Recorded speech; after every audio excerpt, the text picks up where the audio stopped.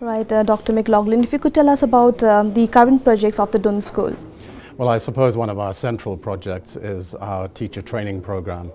I think virtually every principal or headmaster in the world would say there's a dire shortage of the sort of teachers we need for 21st century education for our students. And we looked at how we might accomplish our goal of having the best teachers for some of the best boys in India. So we've linked up with the Institute of Education in London, which is now part of the University College London, which is one of the top ranked universities in the world, usually around about number 5. So we're working with their education school to produce a tailor-made teacher training project for the Doon School, which we will then hope to be able to replicate across India. The Doon School was set up to serve the nation. We're a surplus-making, not-for-profit organization, a society, so we have wider objectives, particularly with respect to spreading education. So we felt that's something that we could do for India, as well as for ourselves and for our own boys. All right. What is the extent of corporate social responsibility in education Doon School is creating right now? Well, we have 25 social service projects because we're a society and we're not-for-profit. We don't come under CSR. Right. But as I said, we have 25 social service projects. It's compulsory for every boy at the Doon School to take part in social service. And we're not talking about photo opportunities. We're talking about mixing concrete, carrying bricks, digging ditches, teaching children, working with animals, children, street children suffering from substance abuse, teaching children in slum schools, and so on. We also financially support 8 different schools. And we have a scholarship program which brings in 40% of our boys are on a scholarship of some description or another, and we're hoping to raise that to 50%.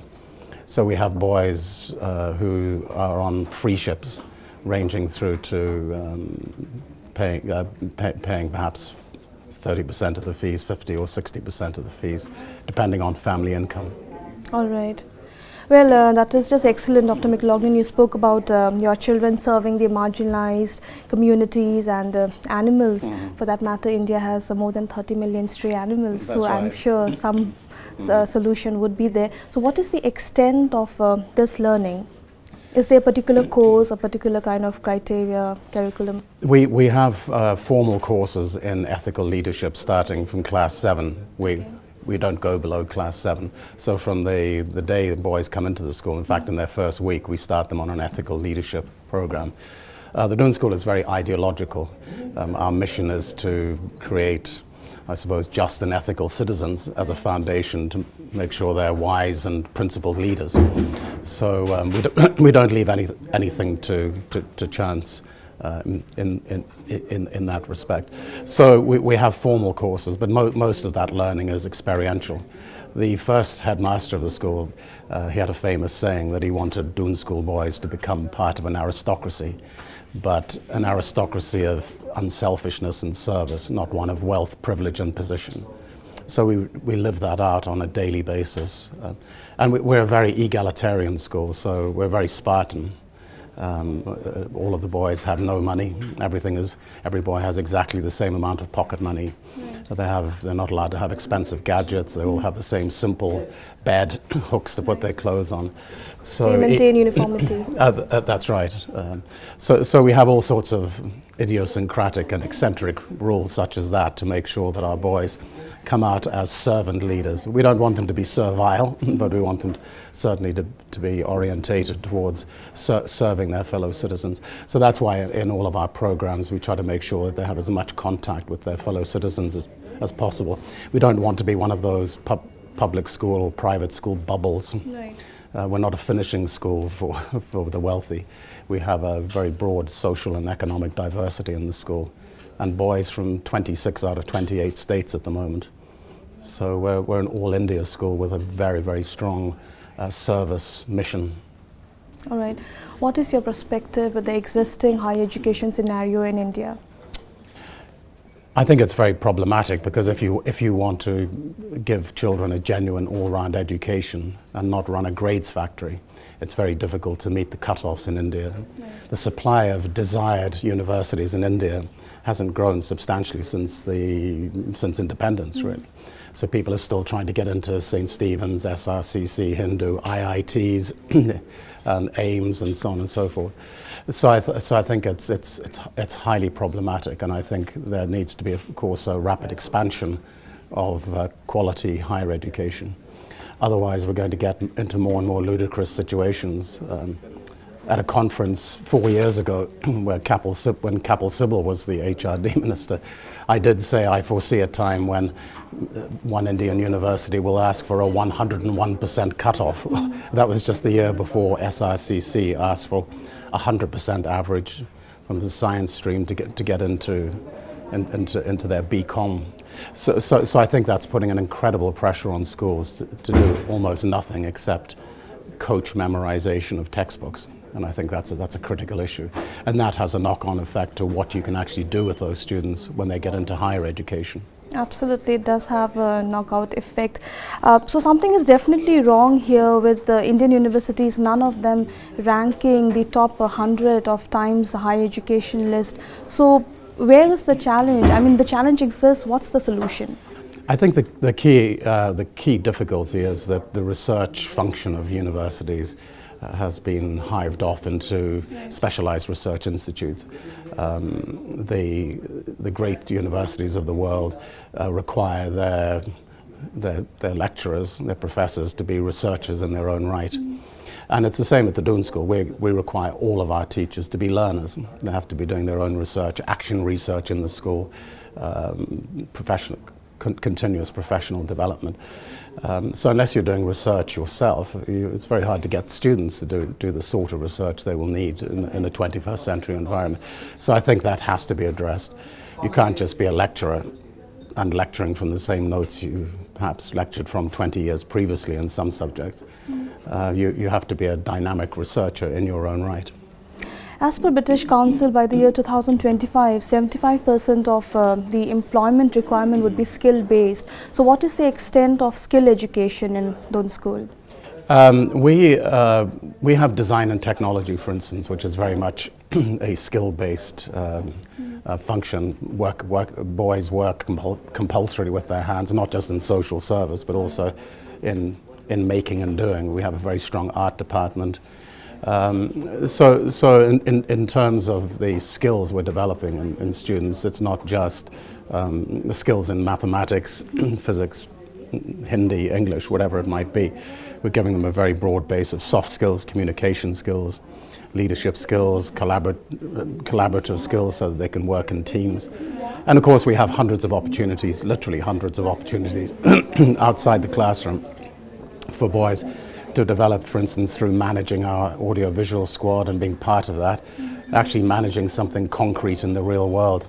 So we have a very rigorous classroom-based curriculum, but we say at Doon, life begins after lunch, when you go off to all of these other activities, whether it's robotics, aero modeling, computer science, the science society, whatever it is. So a huge amount of skill development and enrichment happens there. I'm sure some of the Doon students would be able to go ahead and fill the gap that we have, the shortage of PhDs in India. So what is the extent of research-based education you have? Well, we offer the International Baccalaureate, which has a large research-based component in it, but we've extrapolated that into our other courses because we also do the Indian boards. So starting from class 7, we get our students into a research frame of mind, and so the projects they do are genuine research-based.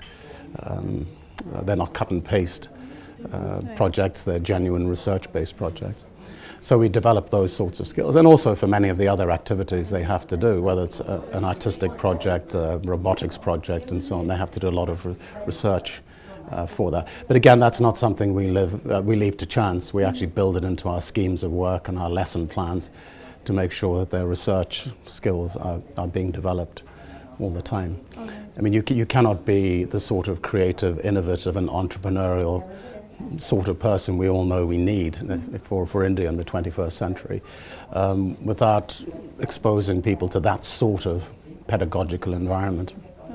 And what is the extent of leadership programs you have in the school, like extemporary debates, etc.? Well, one of the things we do is we have a very real management positions within the school in the sense that we have this phenomenon called the boy in charge, which sounds very old-fashioned, but actually our teachers are simply there to give support and facilitate and perhaps acquire resources for the boys to run their own activities. And observers have come into the school and said that you do have genuine leadership and management opportunities. So boys will come to me with ideas. We're an ideas factory. They're fizzing with ideas. Sometimes I have too many ideas coming at me.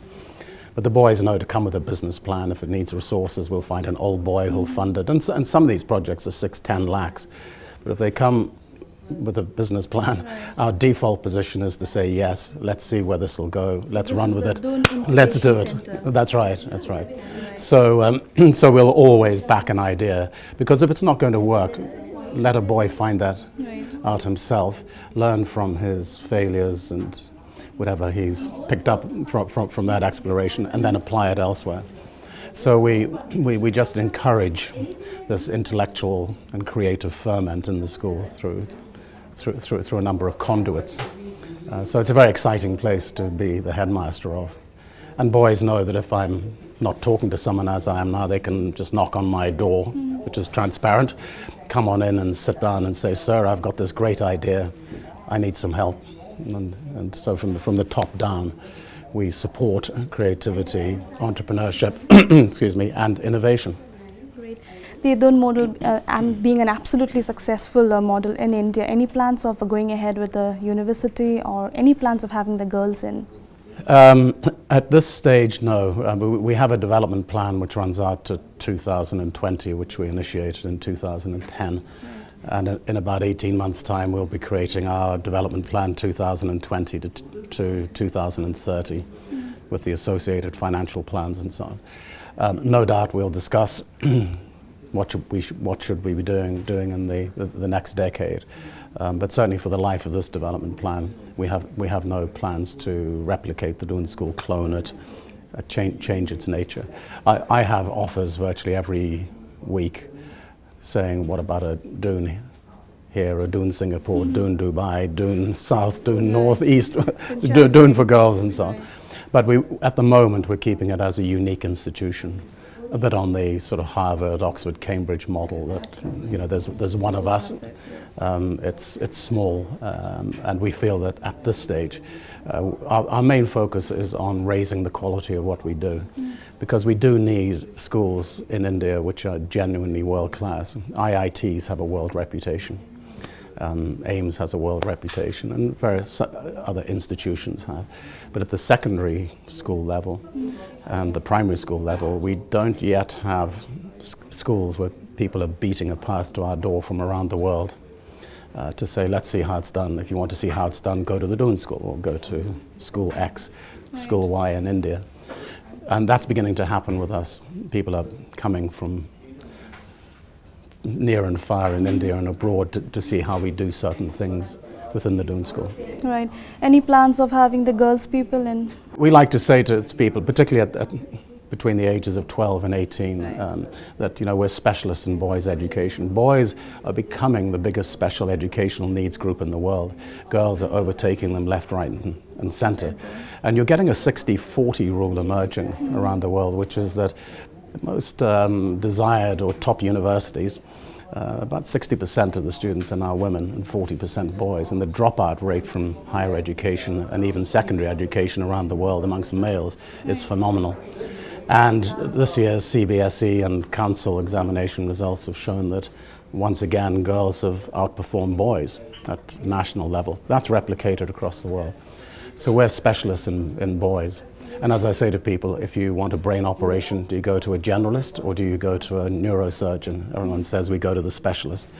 So we feel there's a role for us to play within India and within the world to show that boys can actually attain at the highest levels. There's a bit of a glass ceiling, strangely, coming in for boys in India and around the world. If you look at the gap in the CBSE results between girls and boys this year, whether it's in the state sector or the private sector, the gap was 14 to 15% between girls and boys, which is enormous. I mean, it used to be the other way around. And of course, women are now having their place in the sun, quite rightly.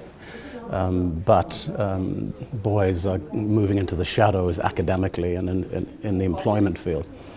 So it's not that this is a counterattack against feminism. It's just saying we've been doing boys well for 80 years. Why change at this stage? Also, the nature of the institution would change dramatically. We're on 70 acres, we have only 500 students. And to add 500 girls or divide the boys into 250 and 250 would be very difficult. But never as too final a word ever to be uttered. So at some stage in the future, the Doon School may go co-ed. That would be news. Yes, and I'd probably be dead, which wouldn't be news. An old man, at least. Well, just last extended question here. What's the extent of technology usage? It's very high. I mean, we're Wi-Fi'd everywhere. Boys have laptops. They have whatever equipment they need, desktops, smart boards, whatever. However, we're in a very traditional container. So at the moment we have a very interesting project because we're once again refurbishing our smart classrooms. But we want to keep our heritage building architecture intact. So I think if we crack that one, people will beat a path to our door from around the world, because how do you put the most advanced technology into a building without vandalizing it? So, you know, 600-year-old schools such as Eton have this problem as well. How do you take a 600-year-old building and put smart classrooms in there without turning it into something which is unrecognizable? That's a very interesting challenge. I'm sure you would be able to do excellent in that area as well. Thank you so much. Not at all. My pleasure. My pleasure. Thanks for asking. Thank you.